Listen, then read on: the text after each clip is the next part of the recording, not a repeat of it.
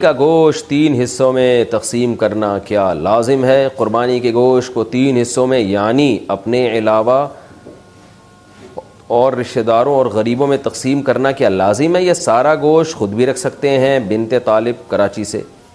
قربانی کا گوشت کیا غیر مسلم کو دے سکتے ہیں؟ قربانی کا گوشت غیر مسلم کو دینا کیسا ہے؟ یہاں اکثر غیر مسلم کے ساتھ کاروبار وغیرہ کے معاملات ہوتے ہیں اور وہ بے تکلفی سے گوشت کا سوال کر دیتے ہیں، اس بارے میں شرعی کیا حکم ہے؟ خالد خان یو پی سے۔ جی بالکل جائز ہے قربانی کا گوشت غیر مسلم کو دینا، خاص طور پر اگر وہ آپ کا کلیگ ہے یا آپ کے پڑوس میں رہتا ہے۔ تو قرآن مجید میں اللہ تعالیٰ نے کوئی بھی شخص، کوئی بھی انسان جو آپ کے ساتھ جس کا اٹھنا بیٹھنا ہو، اللہ تعالیٰ نے اس کے ساتھ اچھے سلوک کا حکم دیا ہے۔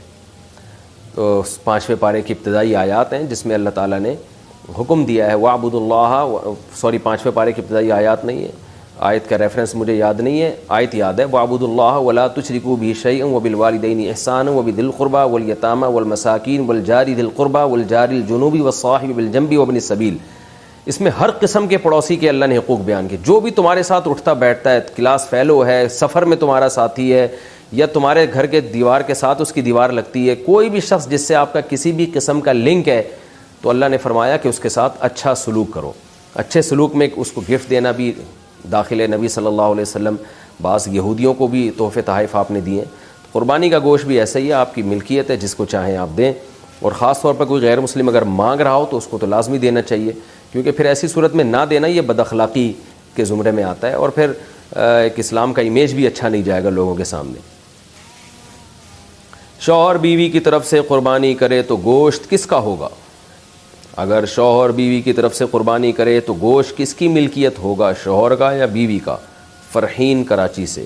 بیوی اس کی مالک ہوگی، کیونکہ جب کسی کی طرف سے قربانی کی جاتی ہے تو اس میں اس کا وکیل بن کے کی جاتی ہے، یعنی یہ اس کا مطلب یہ ہوتا ہے کہ اصل قربانی وہ کر رہا ہے، یہ ان کے نمائندہ بن کے قربانی کر رہا ہے۔ تو پیسے کوئی بھی خرچ کرے، مالک وہی ہوگا جس کی طرف سے قربانی کی جا رہی ہے۔ تو شوہر کی طرف سے گویا کہ یہ پیسے گفٹ سمجھے جائیں گے، یوں سمجھا جائے گا گویا شوہر نے پیسے بیوی کو گویا ہدیہ دے کے اس کی طرف سے قربانی کی ہے، تو وہ اس لیے مالک عورت ہی سمجھی جائے گی اس سے گوشت کی۔ جانور کا سینگ ٹوٹ جائے تو قربانی کا حکم۔ ہم نے قربانی کے لیے بیل خریدا ہے لیکن کسی وجہ سے اس کا ایک سینگ بالکل جڑ سے ٹوٹ چکا ہے، تو کیا اس کی قربانی ہو جائے گی یا نہیں، یا دوسرا جانور خریدنا ہوگا؟ اگر جڑ سے بالکل اکھڑ گیا ہے، ایک تو ہوتا ہے نا ٹوٹ جانا جڑ سے کہ اس کی جڑ باقی ہے اور وہ اگ سکتا ہے دوبارہ، تو قربانی جائز ہے، لیکن اگر بالکل اکھڑ گیا ہے اور اس کا اندر کا مغز نظر آنا شروع ہو جاتا ہے ایسی صورت میں، تو اگر اکھڑ گیا تو پھر اس کی قربانی ٹھیک نہیں ہے، آپ کو دوسرا جانور خریدنا پڑے گا اگر آپ مالدار ہیں۔ دم کٹے ہوئے جانور کی قربانی۔ دم کٹے ہوئے جانور کی قربانی کیسی ہے؟ شبیر احمد۔ آدھے سے زیادہ اگر جانور کی دم کٹ گئی ہے تو پھر اس کی قربانی جائز نہیں ہے، آدھے سے کم کٹی ہے تو پھر جائز ہے۔ بیرون ملک والے پاکستان میں قربانی کیسے کریں؟ میں سعودی عرب میں رہتا ہوں، میرا پاکستان میں قربانی کرنے کا ارادہ ہے، جبکہ پاکستان میں 1 دن بعد عید ہوتی ہے، اس میں کوئی حرج تو نہیں؟ اختر شاہ سعودی عرب سے۔ اگر آپ کی قربانی سعودی عرب والے دن کے حساب سے یہاں ہوگی تو پھر قربانی نہیں ہوگی، آپ یہاں عید کا پہلا دن ہوگا اور سعودی عرب میں دوسرا دن ہوگا، تو پھر قربانی آپ کی جائز ہے، کیونکہ دونوں جگہ بقرعید ہونا ضروری ہے۔ تو اسی وجہ سے اللہ نے بقرعید کے شاید 3 دن رکھے ہیں کہ کسی 3 دن میں یہ ہوتا ہے کہ کوئی نہ کوئی دن میچ کر رہا ہوتا ہے کسی دوسرے ملک سے، تو ایسے دن قربانی کریں گے جس دن آپ کے ہاں بھی بقرعید ہو اور یہاں بھی بقرعید ہو۔ تو دوسرا دن اکثر ایسا ہوتا ہے کہ سعودی عرب میں جو دوسرا دن ہے یہاں پہلا دن ہوتا ہے، تو ایسی صورت میں آپ کی قربانی یہاں ہو جائے گی۔ امریکہ والے پاکستان میں پہلے دن قربانی کر سکتے ہیں اگر پاکستان اور امریکہ میں ایک ہی دن عید ہو؟ تو اگر ہم پاکستان میں قربانی کریں تو وہ ہم سے 12 گھنٹے آگے ہے، کیا اس کی وجہ سے ہماری قربانی پر کوئی اثر تو نہیں پڑے گا؟ شہاب اظہار امریکہ سے۔ دونوں جگہ بقرعید ہونا ضروری ہے۔ جب آپ امریکہ میں قربانی کریں گے تو یہاں چونکہ 12 گھنٹے آگے ہے تو یہاں پر 12 گھنٹے بقرعید کو گزرے ہوئے ہو چکے ہوں گے، تو اس لیے یہاں قربانی درست ہوگی۔ لیکن پاکستان والا اگر امریکہ میں قربانی کرے گا تو پھر یہ ضروری ہے کہ وہ 12 گھنٹے گزار کے کرے، کیونکہ یہاں قربانی ہے اور ابھی امریکہ میں صبح صادق ہی نہیں ہوئی ہے، تو پھر قربانی نہیں ہوگی۔ تو ایسا ٹائم پہ قربانی ہوگی کہ دونوں جگہ بقرعید داخل ہو چکی ہو، پھر قربانی درست ہو جائے گی۔ قربانی کا گوشت 3 حصوں میں تقسیم کرنا کیا لازم ہے؟ قربانی کے گوشت کو 3 حصوں میں یعنی اپنے علاوہ اور رشتہ داروں اور غریبوں میں تقسیم کرنا کیا لازم ہے؟ یہ سارا گوشت خود بھی رکھ سکتے ہیں؟ بنت طالب کراچی سے۔ 3 حصوں میں تقسیم کرنا لازمی نہیں ہے، بہتر ہے، افضل ہے، سنت ہے۔ قرآن نے کہا ہے کہ کلوا منہا واطعموا البائس الفقیر، خود بھی کھاؤ اور فقیروں کو بھی کھلاؤ۔ تو اس لیے قرآن کا حکم ہے بہرحال، تو ایک بہت تاکیدی چیز ہے کہ قربانی کا گوشت خود بھی کھانا چاہیے اور کھلانا بھی چاہیے۔ تو البتہ یہ ضرور ہے، یہ جو فقہا بیان کرتے ہیں 3 حصے، تو یہ 3 حصے ان کے لیے بیان کرتے ہیں کہ ایک حصہ غریبوں کو، ایک حصہ رشتہ داروں کو۔ تو رشتہ داروں سے مراد جو غریب رشتہ دار ہیں ان کے لیے۔ تو اگر آپ کے سارے رشتہ دار مالدار ہیں، یہ سب قربانی کر رہے ہیں، تو پھر ضرورت نہیں ہے ان کے لیے، بلکہ ایک حصہ 1/3 حصہ آپ صدقہ کر دیں۔ اور اگر آپ خود غریب ہیں تو پھر فقہا نے بیان کیا ہے پھر سارا خود رکھ لینا ہی افضل ہے، کیونکہ اپنے بچوں کا حق دوسروں سے بہرحال زیادہ ہے۔ وہ بعض ایسے غریب پائے جاتے ہیں جن کے بچوں کو پورے سال گوشت کھانے کو نہیں ملتا، بیچارے سبزیاں کھا رہے ہوتے ہیں پورے سال اور وہ بھی صحیح طرح نہیں ملتا ان کو کھانے کو۔ تو اگر کوئی ایسا غریب آدمی جس کے بچوں کو پورے سال گوشت کھانے کو نہ ملے، بیوی بچوں کو، اس کے اقربا کو، تو وہ قربانی کا گوشت اگر سارا کا سارا خود رکھ لیتا ہے تاکہ کچھ دن تک ہم گوشت سے لطف اندوز ہو سکیں، گوشت کھا سکیں، تو یہ بھی ٹھیک ہے غریب آدمی کے لیے، بلکہ یہ زیادہ بہتر ہے، کیونکہ بہرحال اپنے بچوں کا حق، وہ بھی تو غریب ہی ہے نا، اپنے خود آدمی غریب ہے تو اس کے بچے بھی غریب ہی کہلائیں گے، تو اپنے غریب بچوں کا حق یہ دوسروں سے اسلام میں زیادہ ہے۔ ہاں جو متوسط درجے کے لوگ ہیں جو گوشت پورے سال کھاتے ہیں یا مالدار لوگ ہیں، ان کے لیے بہرحال افضل یہی ہے کہ کم سے کم 1/3 گوشت وہ صدقہ کریں، کیونکہ آپ تو کھاتے رہتے ہیں، اور 1/3 آپ غریب رشتہ داروں کو کھلا دیں، 1/3 خود کھا لیں۔ تو یہ کوئی اس میں یعنی کوئی لازمی حکم نہیں ہے، افضل حکم ہے یہ۔ قربانی کا گوشت کتنے دن تک استعمال کر سکتے ہیں؟ قربانی کا گوشت کتنے دن تک استعمال کر سکتے ہیں؟ عثمان گوجراں والا، جتنے دن آپ کا فریج برداشت کر لے تو جائز ہے، پورا سال بھی اسٹور کر سکتے ہیں آپ، لیکن افضل یہی ہے کہ ویسے بھی اللہ کو پسند نہیں ہے، اگر آپ مالدار ہیں تو ذخیرہ اندوزی اور چیزوں کو جمع کرنا ایک نامناسب سا کام ہے۔ ویسے بھی گوشت کی جو تازگی ہے وہ ختم ہو جاتی ہے، تو قرآن کہتا ہے کھاؤ بھی کھلاؤ بھی، قربانی کے گوشت کے بارے میں قرآن کہہ رہا ہے، تو کھائیں، جتنا تازہ کھا سکتے ہیں کھا لیں، باقی کھلا دیں، لوگوں میں بانٹ دیں، غریبوں کو دے دیں۔ تو اگر آپ غریب ہیں اور آپ کو کے بچوں کو گوشت نہیں ملتا پورے سال کھانے کو، تو پھر اسٹور کریں، پھر کوئی حرج نہیں ہے اس میں، پورے سال چلا دیں، آپ بچے کھاتے رہیں اس میں سے۔ لیکن اگر آپ غریب نہیں ہیں، متوسط ہیں یا مالدار ہیں، پھر بہتر یہی ہے کہ جتنا کھا سکتے ہیں کھائیں، اور جو بجائے 6 مہینے اسٹور کرنے کے جب گوشت کا ذائقہ بھی خراب ہو جائے گا، تو بہتر یہی ہے کہ اس کو کھا کے تقسیم کر دیں اس کو۔ لیکن یہ کوئی لازمی حکم نہیں ہے، شریعت میں جائز ہے، آپ پورے سال بھی اسٹور کر سکتے ہیں۔ مشترکہ جانور میں پائے وغیرہ کی تقسیم کا طریقہ، مشترکہ جانور میں پائے کس طرح تقسیم کریں؟ طارق امین نوشہرہ سے۔ پائے دیکھیں، ہر آدمی پائے میں دلچسپی نہیں لیتا، تو جس کو پائے چاہیے اس کو پائے دے دیں، جس کو پائے نہیں چاہیے تو اس کو نہیں دیں، اور اگر سبھی کو پائے چاہیے تو قرآن اندازی کر لیں، جو پائے یعنی جس کا نام قرآن اندازی میں آ جائے، جو پائے اس کو دے دیں، جو پائے نہ پائے اس کو نہ دیں پائے، اور اس کو پائے کے بدلے کچھ اور دے دیں۔ تو امید ہے انسان کا بچہ ہوگا تو سمجھ جائے گا، تو نہیں سمجھے گا تو پھر اس کو بولیں کہ اسی پائے سے اس کو جو ہے نا ٹھکائی لگائیں کہ اور 7 آدمی ہیں تو 4 پائے ہم ڈیوائیڈ کیسے کریں اس میں، تو ظاہر ہے قرآن اندازی ہی ہوگی، اس کے علاوہ تو اور کوئی طریقہ نہیں بنتا ہے۔ تو اس کو بولیں یار جس کا نام نہیں آ رہا نا پائے میں، اس کو بولیں کہ اس کے بدلے کچھ اور لے لو، کلیجی لے لو۔ اچھا بھائی، لیکن یہ خوب اچھی طرح ذہن میں رکھیں کہ قربانی کے جانور کے 7 حصوں میں 7 میں کلیجی ملا دینی چاہیے تھوڑی تھوڑی، یا پائے ملا دینے چاہیے 4 میں، 4 میں پائے 3 میں کلیجی ملا دیں، تاکہ وہ سود کے مسائل سے بچت لازم ہو۔ وہ میں اس پر میں کلپ اپلوڈ کرا چکا ہوں، میرا جو دوسرا چینل ہے مفتی طارق مسعود اسپیچز، اس پر میں تفصیل سے یہ بیان کر چکا ہوں کہ قربانی کے گوشت کو اندازے سے تقسیم کرنا یا کلیجی ملائے بغیر تقسیم کرنے میں سود کے مسائل کھڑے ہو سکتے ہیں، وہ ڈیٹیل میں وہاں آپ یہ کلپ سن سکتے ہیں۔ قربانی کی کھال کا کیا کریں، کس کو دیں؟ قربانی کے بعد چمڑے کے مصارف کیا ہیں؟ رحیم الدین متحدہ عرب امارات سے۔ دیکھیں، جس آدمی نے جانور قربان کیا ہے، جس کی گائے ہے، یا جو 7 آدمی شریک ہیں، ان میں سے کوئی بھی جانور کی کھال استعمال کر سکتا ہے۔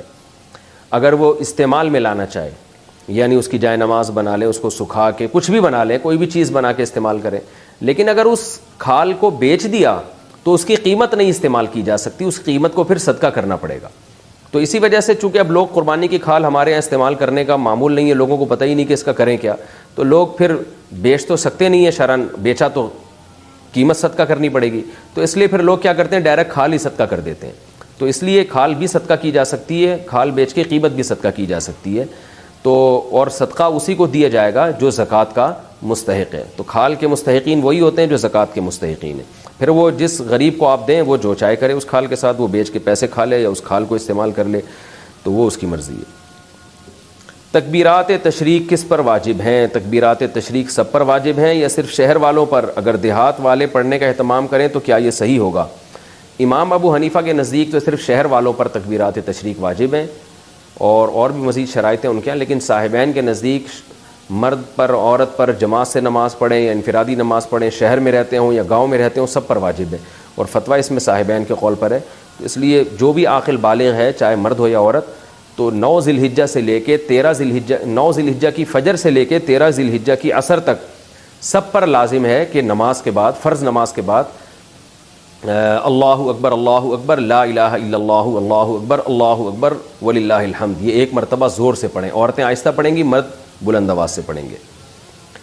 ایام والی عورت تکبیرات تشریق پڑھ سکتی ہے؟ کیا عید الاضحیٰ کے دنوں میں ایام والی عورت تکبیرات تشریق پڑھ سکتی ہے؟ ابو عمار سعودی عرب سے۔ نمازوں کے بعد جو تکبیرات پڑھی جاتی ہیں وہ تو ایام والی عورت اس لیے نہیں پڑھے گی کیونکہ وہ تو نماز ہی نہیں پڑھتی، کیونکہ فرض نماز کے تابع ہیں یہ تکبیرات، لیکن جو ویسے ان ذی الحجہ کے ایام میں تکبیر کا حکم ہے کہ بار بار اللہ اکبر لا الہ الا اللہ پڑھنا چاہیے، تکبیرات پڑھنی چاہیے، تو وہ حائضہ عورتیں بھی اس میں داخل ہیں، وہ اس کا نمازوں سے تعلق نہیں ہے، تو وہ سب پڑھیں، عورتیں بھی مرد بھی۔ قربانی کس شخص پر واجب ہے؟ قربانی کس پر واجب ہے، اس کے نصاب کے بارے میں تفصیل سے بتا دیں۔ آصف صاحب کشمیر سے۔ جناب آصف صاحب، قربانی کے نصاب میں 5 چیزیں دیکھی جائیں گی، 5، یہ خوب اچھی طرح دماغ میں بٹھا لیں، اور یہ 5 چیزیں کس دن دیکھی جائیں گی؟ بقرعید کی صبح صادق، یعنی 10 ذی الحجہ کی صبح صادق سے لے کر 12 ذی الحجہ کے غروب آفتاب، یعنی یہ جو 3 دن ہے نا قربانی کے، 10، 11، 12، ان 3 دنوں میں کوئی شخص صاحب نصاب ہو تو اس پر قربانی واجب ہے۔ صاحب نصاب کا مطلب کیا ہے؟ یہاں پر قربانی پر خوب سمجھ لیں، سونا ہو کسی کے پاس، یا چاندی ہو، یا مال تجارت ہو۔ تجارتی مال کا مطلب وہ چیز جو بیچنے کی نیت سے خریدی ہو، کوئی پراپرٹی ہے بیچنے کے لیے خریدی، دکاندار کا جو جتنا سامان دکان میں پڑا ہوتا ہے سب بیچنے کے لیے خریدا ہوتا ہے، کوئی کپڑا آپ نے خریدا تھا، خریدتے ہوئے بیچنے کی نیت تھی، تو یہ تجارتی مال کہلاتا ہے۔ چوتھی چیز ہے نقد رقم، کیش، یعنی جو بھی آپ کے پاس بینک میں یا جیب میں جو کیش اماؤنٹ پڑا ہوتا ہے، یہ 4 چیزیں ہو گئی۔ 5ویں چیز ہے ضرورت سے زائد سامان۔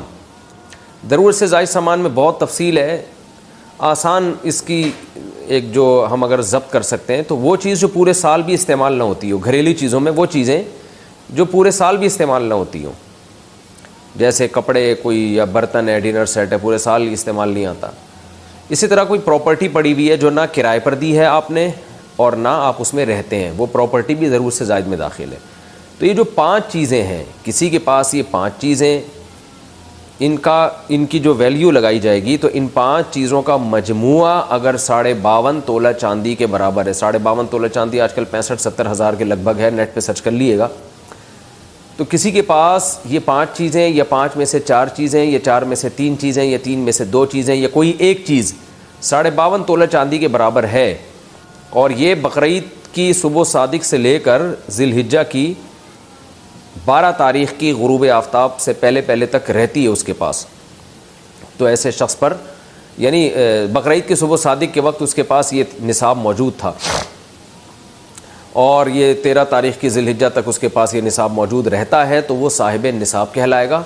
13 تاریخ نہیں، 12 تاریخ، 10، 11، 12، 3 دن، تو وہ صاحب نصاب کہلائے گا اور اس پر قربانی واجب ہے، بشرطے کہ یہ جو 5 چیزیں یا 4 یا 3 یا 2 چیزیں میں نے بتائی ہیں، ان میں سے سب سے پہلے قرضہ مائنس کیا جائے گا، یعنی قرضہ مائنس کر کے 52.5 تولہ چاندی کے برابر بن رہا ہو۔ اسی طرح گیس بجلی کا بل جو ان کے اوپر لازم ہے وہ بھی اس میں سے، یا جو مہینے کا راشن آئے گا وہ بھی مائنس کیا جائے گا، جو گھر کا ضروری راشن ہوتا ہے نا وہ بھی مائنس کیا جائے گا۔ مائنس کرنے کے بعد اگر 52.5 تولہ چاندی کے برابر رقم بچ رہی ہے تو ایسے شخص پر قربانی واجب ہے، چاہے مرد ہو چاہے عورت ہو۔ تو عورت کیسے قربانی کرے گی؟ سونا خواتین کے پاس بہت ہوتا ہے، چاندی ہوتی ہے، چاندی نہیں بھی ہو تو سونے کے نصاب جو ہے اس کے ساتھ اگر 1 روپیہ بھی ہے تو وہ بھی 52.5 تولہ چاندی کی قیمت دیکھی جائے گی اس میں بھی۔ تو عورت کیسے قربانی کرے گی؟ اس کے پاس تو کیش نہیں ہوتے عام طور پہ، تو پورے سال جمع کرے، تھوڑے تھوڑے اپنی جیب خرچی سے بچایا کرے یا سونا کو بیچ کر کرے۔ البتہ کسی کے پاس صرف سونا ہی ہے اور یعنی باقی 4 چیزوں میں سے کچھ بھی نہیں، 1 روپیہ بھی نہیں ہے، تو پھر 7.5 تولہ سونا جب تک نہیں ہوگا قربانی واجب نہیں ہوگی۔ یعنی سونے کے ساتھ اگر چاندی ہے یا پیسے ہیں یا تجارتی مال یا ضرورت سے زائد سامان ہے، پھر سونے کی ویلیو دیکھی جائے گی، سونے کو نہیں دیکھا جائے گا۔ لیکن اگر صرف سونا ہی ہے تو پھر 7.5 تولے سونے سے کم پہ نہ زکوٰۃ ہوتی ہے نہ قربانی ہوتی ہے۔ تو یہ ہے، تفصیل سے آپ کو بتا دیا۔ تو آپ چاہیں تو اس میں ایک گائے میں حصہ لے لیں، چاہیں تو بکرا لے لیں، چاہیں تو دمبا لے لیں۔ مرد پر الگ واجب ہے، عورت پر الگ واجب ہے، جو بھی صاحب نصاب ہوتا ہے۔ اچھا جی، سوال پوچھا ہے قربانی واجب ہے یا سنت؟ قربانی واجب ہے یا سنت ہے؟ ایک عالم دین نے کہا ہے کہ واجب نہیں سنت ہے، محمد جنید ریاض سے۔ اختلافی مسئلہ ہے، حنفیہ کے نزدیک قربانی واجب اور اس کے دلائل بہت مضبوط ہیں، حتیٰ کہ بعض عرب علماء نے بھی اس میں فقہ حنفی کے قول پہ فتویٰ دیا ہے، یعنی وہ بھی اسی کو احتیاط قرار دیتے ہیں کہ فقہ حنفی پر عمل کیا جائے اس مسئلے میں، کیونکہ یہ جو حدیث ہے حضرت ابو ہریرہ سے مروی ہے کہ نبی صلی اللہ علیہ وسلم نے فرمایا من وجد سعۃ لأن یضحی فلم یضحی فلا یقربن مصلانا، جس شخص کے پاس گنجائش تھی قربانی کرنے کی اور پھر بھی وہ اس نے قربانی نہیں کی تو وہ ہماری عیدگاہ کے قریب بھی نہ پھٹکے۔ بعض کہتے ہیں حدیث موقوف ہے، حضرت ابو ہریرہ کا قول ہے، اگر حضرت ابو ہریرہ کا بھی قول ہے تو بھی بحکم مرفوع ہی ہے، تو لیکن صحیح بات حدیث حسن ہے، اور اسی بیس پر بعض عرب علماء کا بھی یہ فتویٰ، شیخ صالح العثیمین جو سعودی عرب کے مشہور عالم ہیں انہوں نے بھی اسی قول کو اختیار کیا ہے کہ احتیاط اسی میں ہے کہ اس معاملے میں وجوب کے قول پر عمل کیا جائے جو صاحب استطاعت لوگ ہیں۔ اچھا بھائی، کیا قربانی کی احادیث ضعیف ہیں؟ ایک عالم کا کہنا ہے کہ قربانی کے فضائل سے متعلق جتنی احادیث ہیں سب ضعیف ہیں۔ کیا یہ بات صحیح ہے؟ قسیم احمد انڈیا سے۔ نہیں جی، ایسی کوئی بات نہیں ہے، قربانی سے متعلق بہت صحیح احادیث بھی موجود ہیں، بخاری اور مسلم کی احادیث موجود ہیں۔ آپ صلی اللہ علیہ وسلم ہر سال قربانی کیا کرتے تھے، اور آپ نے فرمایا سنت ابیکم ابراہیم، یہ تمہارے والد ابراہیم کی سنت ہے، یعنی حضرت ابراہیم علیہ السلام کی سنت ہے۔ اور سب سے بڑی بات یہ کہ اگر بالفرض حدیثیں ضعیف بھی ہوں تو اجماع امت سے بڑھ کر کوئی دلیل نہیں ہے، پوری امت کا اس پر ہمیشہ سے تواتر کے ساتھ اجماع چلا آ رہا ہے۔ قربانی کرنے کا ثواب، کیا قربانی کے جانور کے ہر بال کے بدلے میں نیکی ملتی ہے؟ شمس صاحب انڈیا سے۔ جی ہاں شمس صاحب، حدیث میں آتا ہے کہ ہر بال کے بدلے میں نیکی ملتی ہے۔ ایک صحابی نے پوچھا یا رسول اللہ، جو رواں ہوتا ہے، جو جیسے دمبے کے بال، دمبے پہ تو رواں ہوتا ہے نا، تو آپ نے فرمایا اس پہ بھی کیا پلاٹ پر قربانی ہے؟ اگر عورت کے پاس ایک عدد خالی پلاٹ ہو جس کی قیمت 7.5 یا 8 لاکھ روپے ہو تو کیا اس پر قربانی واجب ہوگی؟ ابو محمد کراچی سے۔ جی ہاں، کیونکہ یہ پلاٹ نہ آپ نے رینٹ پر دیا ہوا ہے نہ آپ اس میں رہ رہے ہیں، تو یہ ضرورت سے زائد مال میں داخل ہوگا، اور 6-7 لاکھ اس کی قیمت ہے، تو پھر تو لازمی قربانی واجب ہے۔ ضرورت سے زائد سامان کا مطلب کیا ہے؟ ضرورت سے زائد سامان کی تفصیل بتا دیں۔ کیا اس میں سلے ہوئے اور بغیر سلے ہوئے کپڑے بھی شامل ہوں گے؟ اور ایک سے زائد جوتے کی جوڑیاں ہوں تو بھی شامل ہوں گی؟ علی صاحب کراچی سے۔ جناب علی صاحب، اس میں بہت کچھ فقہا نے لکھا ہے اپنے دور کے عرف اور اپنے زمانے کے لحاظ سے۔ بعض نے کہا کہ 6 جوڑے سے زائد، 3 جوڑے گرمیوں کے 3 سردیوں کے، اس سے زائد جو کپڑے ہوں گے وہ ضرور سے زائد ہوں گے۔ بعض نے کہا ایک جوڑا جوتے کا تو ٹھیک ہے، ایک سے زیادہ ضرور سے زائد ہے۔ لیکن اصل بات یہ ہے کہ جو چیز بھی استعمال میں آ رہی ہے، آسان قول یہی ہے، تو اس کو ضرورت ہی میں سمجھا جائے گا۔ آپ کے پاس 2 جوڑے جوتے کے ہیں لیکن وہ استعمال میں آ رہے ہیں، تو اس کا مطلب وہ ضرورت میں داخل ہے۔ کپڑے اب پہلے زمانے کی طرح نہیں ہیں، اب کپڑے بار بار دھل رہے ہوتے ہیں، بار بار میلے ہو رہے ہوتے ہیں۔ بعض لوگوں کی ضرورت 10 جوڑے ہوتے ہیں، بعض کی ضرورت 5 جوڑے ہوتے ہیں، تو اگر کپڑا استعمال میں آ رہا ہے تو وہ بھی ضرورت میں داخل ہے۔ انسلا کپڑا پڑا ہوا ہے وہ استعمال میں نہیں ہے تو وہ ضرورت میں داخل نہیں ہے۔ تو یا کوئی کپڑا پورے سال ہی استعمال نہیں ہوتا تو وہ بھی ضرورت میں داخل نہیں ہے۔ جیسے بعض خواتین نانی دادی بن چکی ہوتی ہیں مگر جہیز کے کپڑے ابھی تک انہوں نے دلہن کے کپڑے پیٹیوں میں سنبھال کے رکھے ہوئے ہوتے ہیں، تو ان کی بھی ویلیو لگائی جائے گی معذرت کے ساتھ۔ صدقہ کرے گا تو شریعت میں وہ کالعدم ہے، کیونکہ اس کو یہ حق نہیں ہے کہ اپنا مال کسی کو دے دے. وہ ابھی نہ سمجھے، شریعت نے اس کے تصرفات اور اس کے اس قسم کے افعال کو کالعدم قرار دیا ہے. نابالغ بچہ آپ کو اپنا پلاٹ گفٹ کر دے، شریعت اس کو کالعدم مانتی ہے. کوئی وصیت کر دے، کالعدم. سمجھتے ہو؟ کیونکہ اس کے مال کی حفاظت اور اچھا نابالغ بچے سے آپ کوئی کام بھی نہیں لے سکتے. یہ بہت اہم پوائنٹ کی بات ہے. لوگ خدمت لے رہے ہوتے ہیں نا، وہ بچہ کوئی جا بیٹا یہ لے کر آ، جا بیٹا پانی لے کر آ، جا بیٹا یہ لے کر آ. تو علماء نے یہ مسئلہ بیان کیا ہے کہ نابالغ بچے سے آپ کوئی کسی قسم کی خدمت نہیں لے سکتے. والدین خدمت لے سکتے ہیں، اسی طرح استاذ والدین کی پرمیشن سے اتنی خدمت لے سکتا ہے جس کا تعلق تربیت سے ہو. بہت مشکل ہے بات سمجھانا، بہت مشکل. مثال کے طور پر آپ نے پڑھنے کے لیے اپنا بچہ کسی ٹیچر کے حوالے کیا. اب ٹیچر کا ادب بھی آپ چاہتے ہیں اپنے بچے کو سکھانا، تو ماں باپ نے بچے سے یہ کہا اور ٹیچر سے بھی یہ کہا کہ اس سے خدمت لیتے رہا کریں. کبھی کبھار پانی منگوا لیا، یہ کام کروا لیا، دکان سے جو ہے وہ کوئی چیز منگوا دی، تاکہ اس میں استاذوں کی خدمت کا جذبہ برقرار رہے. تو ٹیچر اس نیت سے اس سے خدمت لے سکتا ہے تاکہ اس میں خدمت کا جذبہ برقرار رہے. اور یہ بھی جب لے سکتا ہے جب بچے کے والدین کی طرف سے ٹیچر کو اس کی پرمیشن بھی ہو، کیونکہ اصل متولی ماں باپ ہیں، استاذ نہیں ہے. بہت مشکل ہے یار، کیسے سمجھائیں. تو لیکن آج کیا ہو رہا ہے، بعض اداروں میں بچوں سے محنت مشقت والے کام لیے جاتے ہیں، تو جائز نہیں ہے، ان سے خوب سمجھ لیں. اسی طرح ہنر سکھانے کے لیے بھی بچے سے خدمت لی جا سکتی ہے والدین کی پرمیشن سے.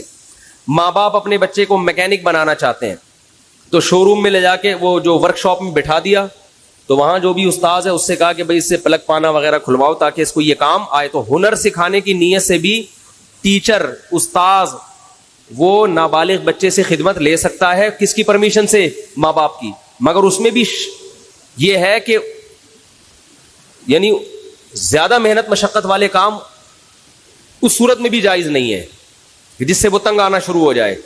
سمجھتے ہو؟ یہاں ایک مدرسہ ہے، مجھے نہیں یاد پڑتا کہ میں کبھی کسی بچے سے میں نے پانی بھی منگوایا ہو، مجھے نہیں یاد پڑتا. تو یہ اصول ہے، خوب سمجھ لیں. تو اس سے پتہ چلتا ہے کہ نابالغ کے حقوق اسلام میں بالغوں سے زیادہ ہیں. ٹھیک ہے، تو اس کا قتل کرنا تو اور بڑا جرم ہوگا نا.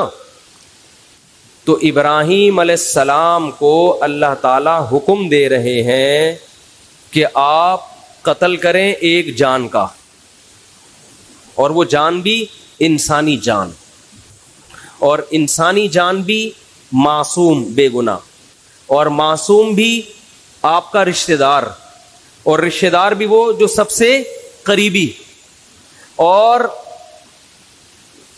نابالغ بھی جس کے حقوق بالغوں سے زیادہ ہیں.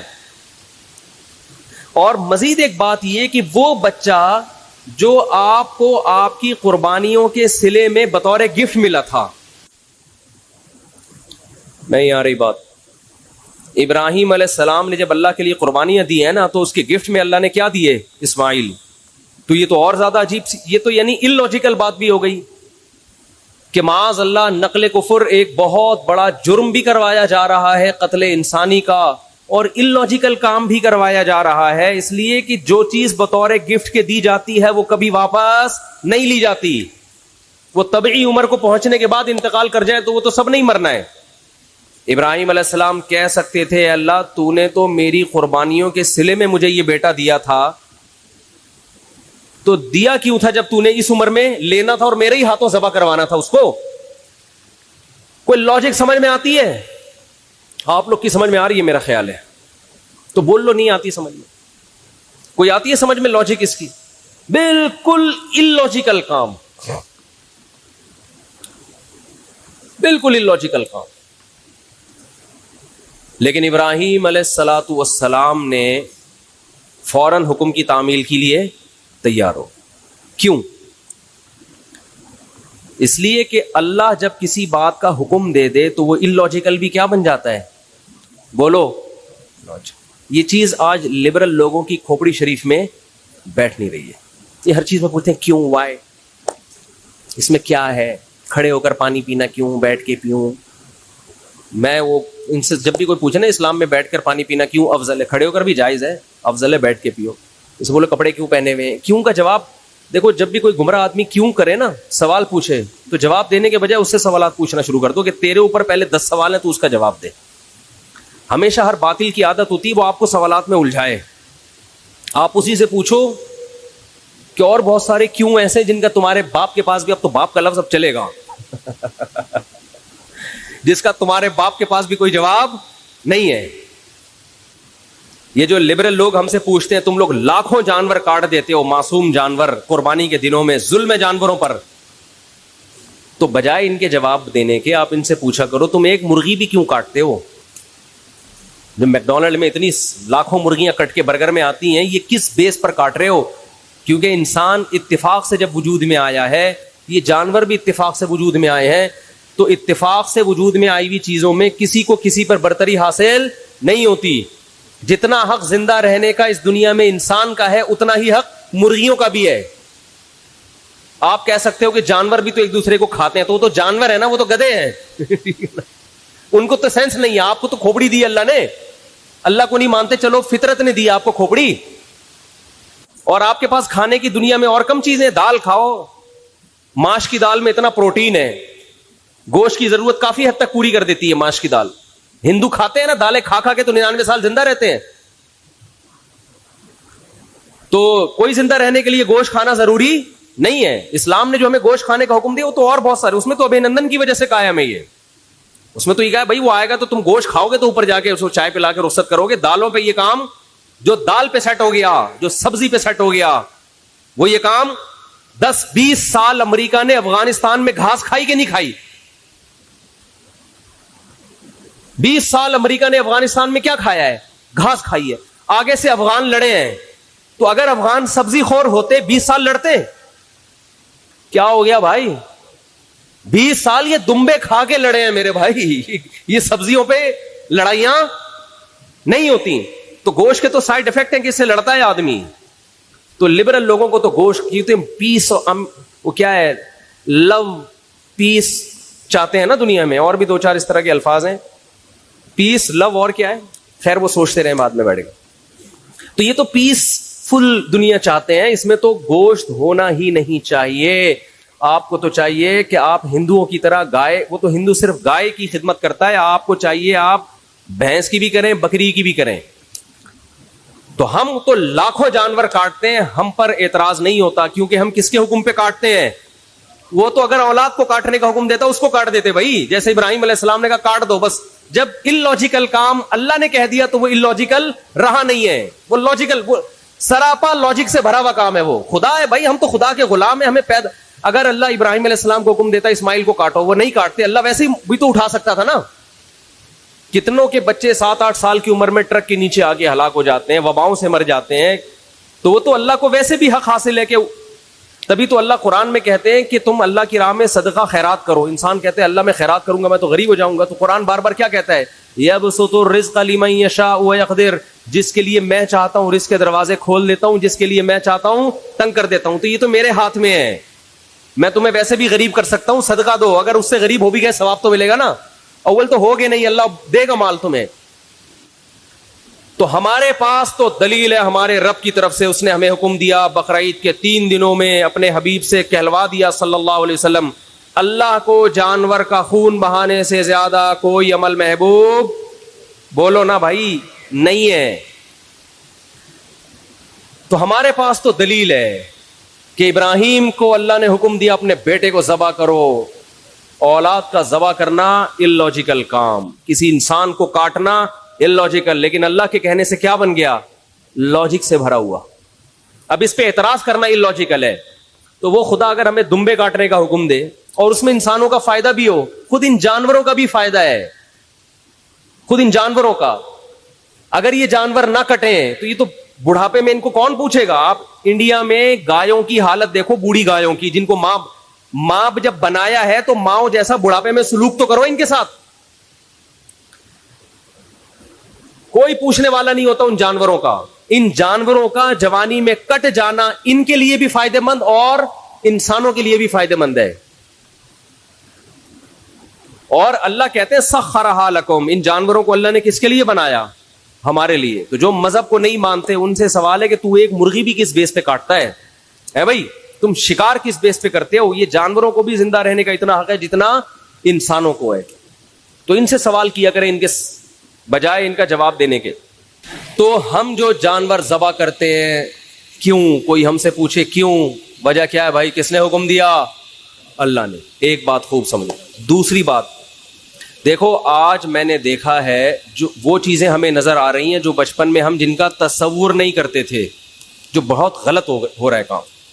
بقرعید کے جو ایام ہیں ان میں روزہ رکھنا کیوں حرام ہے؟ اس لیے کہ یہ گوشت اللہ کی طرف سے ضیافت ہے اپنے بندوں کے لیے. اس کا مطلب بقرعید میں ہمیں یہ گوشت کھانا چاہیے. یہ تکبر ہے گوشت سے اجتناب کرنا بقرعید کے ایام میں. میں حیران ہوتا ہوں, بقرعید کے دن دعوت کر رہے ہوتے ہیں لوگ, چکن کھلا رہے ہوتے ہیں, چکن بریانی پکائی ہوئی ہے. بھائی یہ تو بہت برا عمل ہے, مسلمانوں کا شعار ہے یہ قربانی کا گوشت. کس بیس پر آپ چکن پکا رہے ہو؟ کوئی پرہیز ہو کسی کو تو ایک الگ بات ہے, کہہ رہے ہیں جی مہمان زیادہ آ گئے تو چکن کھلا رہے ہیں ان کو. ہمارے نبی کھانے پینے کے شوقین نہیں تھے, بہت قناعت, جو کی روٹی, کھجور, وہ بھی 40 دن گھر میں چولہا نہیں جلتا. لیکن بقرعید کے دن آپ صلی اللہ علیہ وسلم قربانی کے گوشت کھانے کا اتنا اہتمام کرتے کہ بقرعید کے دن پہلا نوالا جو آپ کے حلق مبارک میں اترتا وہ قربانی کے گوشت کا, کہ اللہ کی طرف سے ضیافت ہے تو ہم گوشت کا انتظار کریں گے. ہمارے ہاں لوگ گوشت کو گوشت کے طور پہ دیکھ رہے ہیں, اللہ کی ضیافت کے طور پہ نہیں دیکھ رہے, تو اس کو گوشت لے لیں گے. ایک صاحب ہیں ڈیفنس میں, انہوں نے قربانی کی ساری قربانی صدقہ کر دیتے ہیں, اپنے گھر میں کرتے ہی نہیں قربانی. میں نے کہا کیوں؟ کہہ رہے یار ہم تو پورے سال گوشت کھاتے ہیں تو اس لیے میں گھر میں قربانی نہیں کرتا, سارا ادھر ادھر بس گھر میں ہمارا دکان سے ہی آ رہا ہے. یہ بہت بری حرکت ہے بھائی. آپ کو اللہ اس لیے تھوڑی قربانی کروا رہے کہ پورے سال آپ جو بیچارے دال کھاتے ہیں تو وہ گوشت کھا لیں, اس لیے تھوڑی کروا رہے اللہ قربانی. جب کوئی عزت دار آدمی آپ کو دعوت دے اور کہے کہ ہماری دعوت میں آئیں, آپ پوچھیں کیا پکاؤ گے, وہ کہے میں قورمہ بریانی, اور آپ دعوت سے شارٹ ہو جائیں.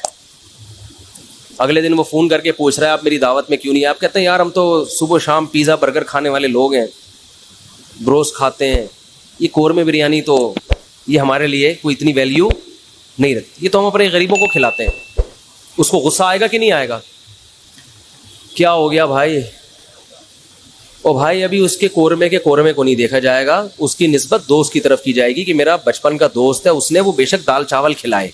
آپ جائیں گے نوالے بھر بھر کے شوق سے کھائیں گے, تعریفیں بھی کریں گے. آپ کی ماں نے بھنڈی پکائی ہو, ہے بھائی مسور کی بھنڈی تو بہت اعلیٰ غذا ہے. مسور کی دال جو اللہ دشمنوں کو بددعا, جب کیونکہ بہت خشک ہوتی ہے, ٹھیک, مسور کی دال بہت خشک ہوتی ہے. مسور کی دال پکائی آپ کی والدہ نے, لیکن دال چاول مسور کی دال بہت اچھی ہوتی ہے. میں یہ وضاحتی بیان اس لیے کرنا پڑتا ہے کہ پھر لوگ دال چاول دعوت کرتے ہیں نا تو کچھ اور چیز لے آتے ہیں سامنے. تو آپ کی والدہ نے محبت سے مسور کی دال پکائی, تو آپ محبت کے اظہار میں لقمے بھر بھر کے کھاؤ گے کہ نہیں کھاؤ گے؟ تو یہ تکبر ہے کہ ڈیفنس میں رہنے والا آدمی کہہ رہا ہے یار ہم تو پورے سال گوشت کھاتے ہیں, ہمیں کیا ضرورت ہے؟ او بھائی شوق سے کھاؤ, تواضع کے ساتھ کھاؤ یار, ہم تو اللہ کے رزق کے محتاج ہیں. اللہ تیرا فضل ہے کہ تو ہمیں کھلا رہا ہے. حقیقت ہے اللہ نہ کھلائے تو ہم تو بھوکے مر جائیں. تو اس میں شوق سے نبی صلی اللہ علیہ وسلم نے, روایت میں آتا ہے 100 اونٹ نہر کیے, 60 اپنے ہاتھوں سے, باقی حضرت علی سے. ہر گوشت ہر جانور میں سے تھوڑا سا آپ نے نوالا لیا ہے اس میں سے. تو اس لیے اس میں تکبر بھی ٹھیک نہیں ہے کہ ہمیں کیا ضرورت ہے, ساری قربانیاں ادھر کر دی, بھائی کچھ نہ کچھ گوشت رکھو. اور کنجوسی بھی ٹھیک نہیں ہے. بعض لوگ اللہ کی ضیافت کو جو قبول کرتے ہیں تو اگلے سال بقرعید تک وہ ضیافت ہی چلتی رہتی ہے ان کی. محرم کے حلیم کس سے پکڑے ہیں؟ ہے بھائی, اتنی بھی کنجوسی ٹھیک نہیں. وہ ایک چٹکلا ہے نا اس پہ, ایک آدمی کو خواب آیا بقرعید کے 6 مہینے بعد خواب آیا کہ اس کا بکرا جنت میں ٹہل رہا ہے, ایک ٹانگ نہیں ہے, ایک ران نہیں ہے. اس نے پوچھا فرشتوں سے یہ کون ہے بھائی؟ اس نے کہا یہ تمہارا بکرا جو تم نے ذبح کیا تھا جنت میں. اس نے کہا ٹانگ کہاں؟ کہہ رہا ہے وہ ابھی تک فریزر میں پڑی ہوئی ہے وہ ابھی تک تمہارے, وہ جب پہنچے گی تو لگا دیں گے یہاں پہ. سمجھ رہے ہیں؟ تو اتنی کنجوسی بھی ٹھیک نہیں ہے. کھاؤ بھی اور کھلاؤ بھی, رج کے کھاؤ تو رج کے کھلاؤ, لیکن رج کے کھانے میں اتنا ضرور ہے کہ گوشت اسی کو سوٹ کرتا ہے جو اس کو یوٹیلائز بھی کرے. تھوڑا سا ورزش ہو, محنت ہو تو پھر تو گوشت کھائے انسان. زیادہ محنت کا کام نہیں ہے تو پھر اللہ کی ضیافت اتنی قبول کریں جتنی افورڈ کر سکتے ہیں. میرے بیان سن سن کے چربیاں کھا کھا کے پتہ چلا آغا خان میں پڑے ہوئے ہیں, لیکن کھائیں ضرور. اور ایک اہم بات یہ بھی کہ جو غریب آدمی ہے جسے پورا سال گوشت کھانے کو نہیں ملتا, وہ اگر قربانی کرتا ہے تو فقہا کہتے ہیں اس کے لیے اسٹور کرنا یہ صدقہ کرنے سے زیادہ بہتر ہے. سمجھتے ہو ایسے غریب بھی ہیں جو بیچارے پورے سال گوشت نہیں ملتا, ان کے بچے ہیں, فیملی ہے, تو اس کے لیے اسٹور کرنا یہ صدقہ کرنے سے زیادہ بہتر ہے, کیونکہ اپنے بچوں کا حق دوسرے کے بچوں سے پہلے ہے. تو بعض غریب بھی سخاوت دکھاتے ہیں, ان کے بچے بلک رہے ہوتے ہیں, ابا اتنے عرصے کے بعد بکرا دیکھنے کو ملا ہے, اتنا گوشت دیکھنے کو ملا ہے, امیدیں تھی کباب کوفتے بنا بنا کے پھوڑتے, ابا نے سخاوت میں آ کر سارا خالو کو دے دیا, ماموں کو دے دیا. تو فقہا نے مسئلہ بیان کیا ہے کہ بھائی اگر کوئی آدمی غریب ہے, اس کے خاندان بڑا ہے, تو پورا گوشت اسٹور کر لے. بچوں کا حق پہلے, بچوں کو پہلے فوکس کرے, بیوی بچوں کو اپنے. سمجھتے ہو کہ نہیں سمجھتے تو وہ پھر اس پہ آپ طنز نہ کریں کہ 6 مہینے بعد حلیم کیوں پکڑا ہے. بھائی اس کا مسئلہ ہے, وہ اللہ نے اس کو, تو بچوں کو پہلے کھلائے باقی بعد میں. تو یہ جو قربانی کے 3 حصے کیے جاتے ہیں یہ فرض واجب نہیں ہے, یہ مالدار کے لیے ایک مستحب حکم ہے کہ آپ مالدار ہیں تو آپ تو پورے سال کھاتے رہتے ہیں, ایک حصہ آپ کھا لیں, آپ اللہ کی طرف سے ضیافت ہے, ایک حصہ رشتہ داروں میں بانٹ دیں. اگر رشتہ دار مالدار ہیں تو پھر ان کو بھی بانٹنے کی ضرورت نہیں ہے. 1/3 آپ کیا کر دیں غریبوں کے لیے. قرآن کہہ رہے ہیں فَكُلُوا مِنْهَا وَأَطْعِمُوا الْقَانِعَ وَالْمُعْتَرَّ, قناعت والے کو بھی اور جو دیکھنے سے مسکین لگ رہا ہو, یعنی اتنا مسکین ہو کہ اس کی غربت کے آثار اس کے چہرے پہ ظاہر ہو جائیں, صحت سے پتہ چل رہا ہے کہ بیچارے کو گوشت کھانے کو نہیں ملا, تو غریبوں کو بھی کھلاؤ, خود بھی کھاؤ. تو جو غریب ہے وہ سارا کھا لے, جو مالدار ہے وہ 1/3 صدقہ کر دے.